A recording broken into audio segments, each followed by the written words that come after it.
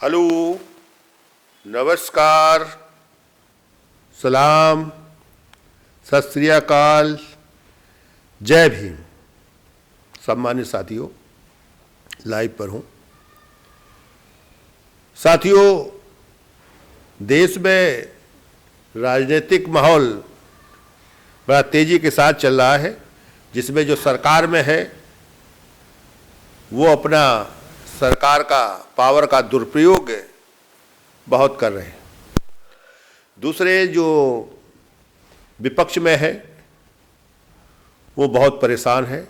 आज अखिलेश जी का जो बयान आया है और जो हकीकत भी है, जो इनके सरकार के जो विरोध में है, जो सच बात को उठा रहे हैं, जो देश में सच्चता के लिए और देश के मजबूती के लिए संघर्ष कर रहे हैं, वो चाहे पार्टी के रूप से हो, चाहे आंदोलन के रूप में हो, तो उनको बहुत परेशान किया जाता है, उनके पर छापे पड़ रहे हैं। उसके बारे में आज अखिलेश जी ने कहा है पेपर के माध्यम से कि देश में अभी छापे पड़ रहे हैं, ये हमारे लोगों को ज़्यादा तंग किया जा रहा है और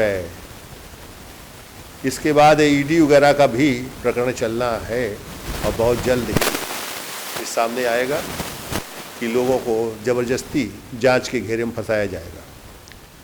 तो साथियों, मैं इन सब नेताओं से कहना चाहता हूँ, देश के लोगों से कहना चाहता हूँ कि आपने लोकतांत्रिक व्यवस्था को स्वयं नहीं स्वीकार किया है।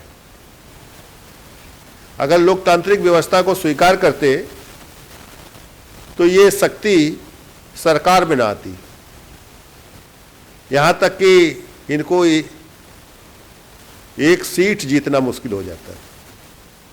आपने स्वयं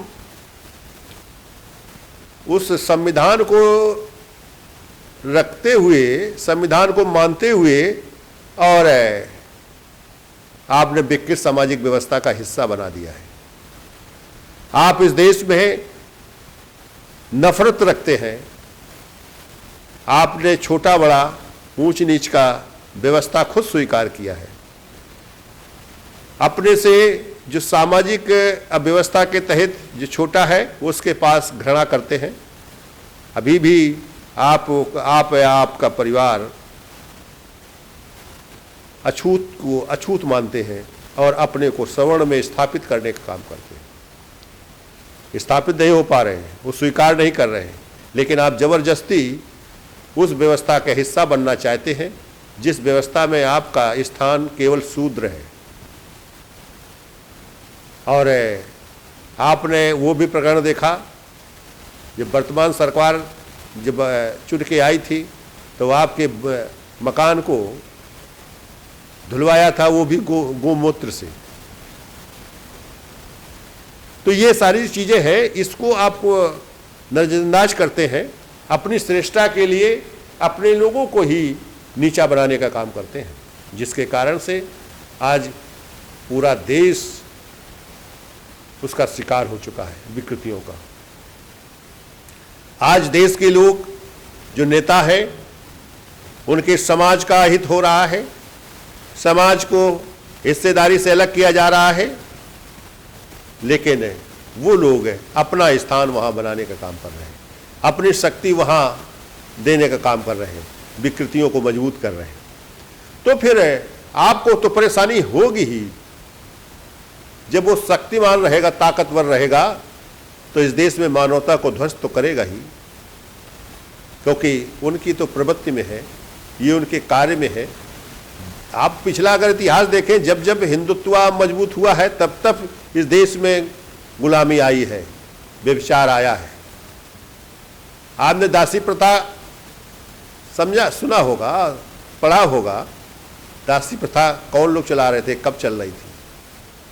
आप आज भी देश में जो सेकुलर से मिल रहा है उसकी क्यों हत्या हो जा रही है।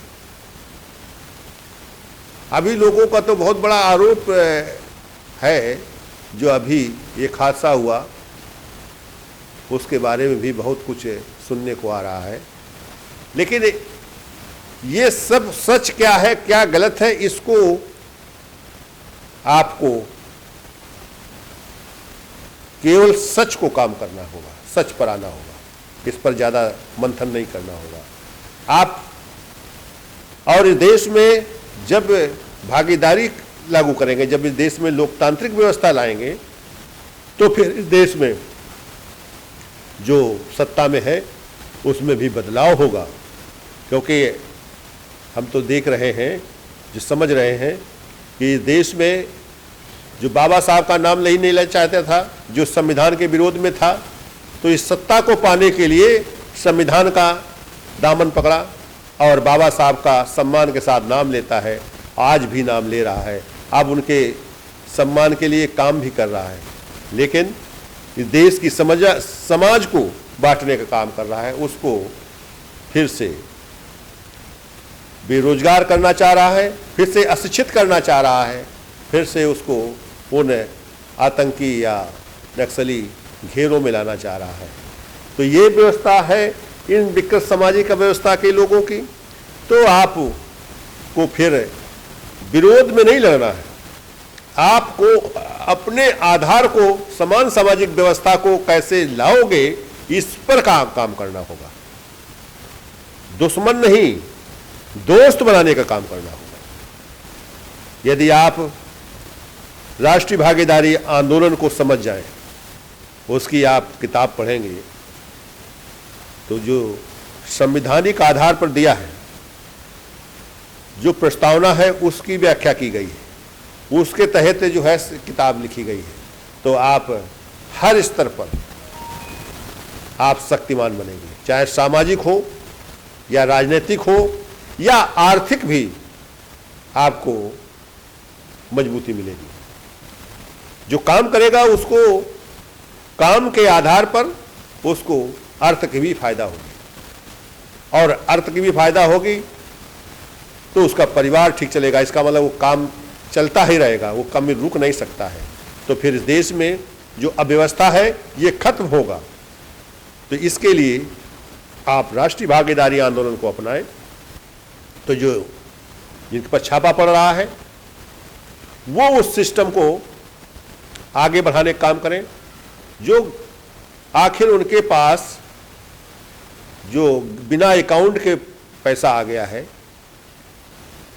क्योंकि उन्होंने अकाउंट में नहीं शो कर पाए, तो वो इसको समझे और ये मान लीजिएगा कि वो कमज़ोर लोगों का हिस्सा है, तो उनके माध्यम से उसको आप सिस्टम में लाइए। तो फिर ये पैसा आपका भी सुरक्षित होगा और आपके लोग ये सुरक्षित होंगे, इनको भी काम मिलेगा और आपका पैसा भी आपको वापस होगा और आप इस देश के बड़े नेता भी बन जाएंगे। ये व्यवस्था है। आपका रोजगार उनको मिलेगा, लेकिन रोजगार से संबंधित आप भी होंगे, आपको भी उसका इनकम का स्रोत आपका बनेगा, आप भी, आपका पैसा बड़े काम का है। ये जो आज पैसे की कीमत नहीं समझ रहे हैं, जो पैसा लूट रहे हैं लोग, वो फिर दूर होंगे और इस देश की उस सत्ता की तरफ भी आप बढ़ेंगे। पैसा आपका वापस होगा, पैसा आपका केवल ये तो सिक्योरिटी की तरह है, क्योंकि उसके श्रम को कैसे लगाया जाए, उसको काम में कैसे लगाया जाए, इसलिए ज़रूरत है उन संसाधनों की, तो उसकी पूर्ति होगी। तो बाबा साहब का वो जो सिद्धांत है कि भाई पे बैक सोसाइटी, तो जो पीछे जो सोसाइटी को जो देना है, तो वो भी उनको आसानी से दिया जा सकता है और वो पैसा भी उसको सुरक्षित हो जाएगा, वो पैसा भी उसको मिल जाएगा वापस कुछ समय के बाद और उसको काम मिल जाएगा। तो फिर इसका मतलब समाज मजबूत होगा। ऊपर का जो गरीब है, कमज़ोर है, तो इन दोनों की सामंजस्य बनेगा और एक दूसरे के साथ मिलकर काम करेंगे, तो फिर ये देश भी मजबूत होगा और देश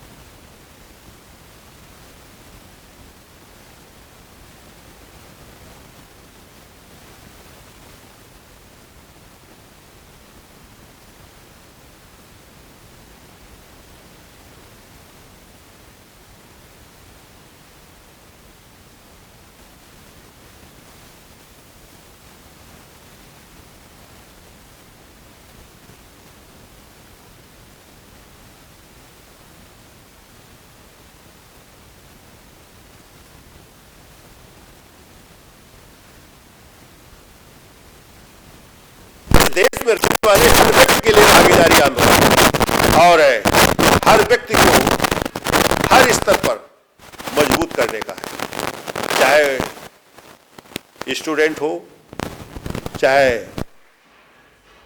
मालिक हो या नौकर है, तो सबको एक धार में लाना है।